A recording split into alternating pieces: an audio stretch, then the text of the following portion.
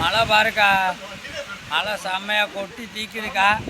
நம்ம வண்டி லோடு ஏற்றி அந்த பாருங்க, லைட்டு எரியுது பாருங்க அக்கா. இண்டிகேட்டர் லைட்டு எரியுது பாருங்க, ரெண்டு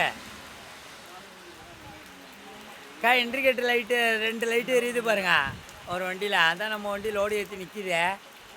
ஆனால் மழை பாருங்க, சரியான மழைக்கா, கொட்டி தீக்குதுக்கா மழை பாருங்க.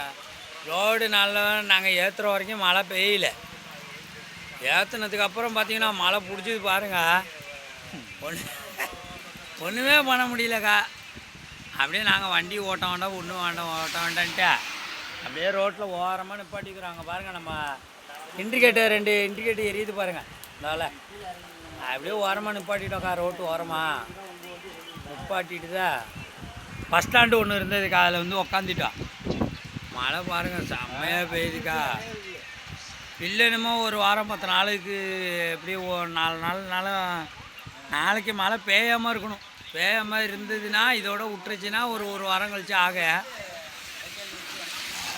பேஞ்சிட்டுனா ஒன்றும் பண்ண முடியாதுக்கா. இங்கே பாருக்கா, அந்த பையன் போதும் போடு அப்படிங்கிறான். பைத்தியக்காரனாட்டம் பேசுகிறாங்க்கா. நான் பெற்று வச்சுருக்கேன் பாருக்கா, ஒரு அரை பைத்தியத்தை பெற்று வச்சுருக்கேன்க்கா. அது என்னென்னா எப்போதும் மெண்டல் மாதிரியே பேசிட்டாலே என்னக்கா பண்ணுறது. எங்காவது பைத்தியக்கார ஆஸ்பத்திரி இருந்தால் சொல்லுக்கா, கொண்டு சேர்த்து விட்றலாக்கா.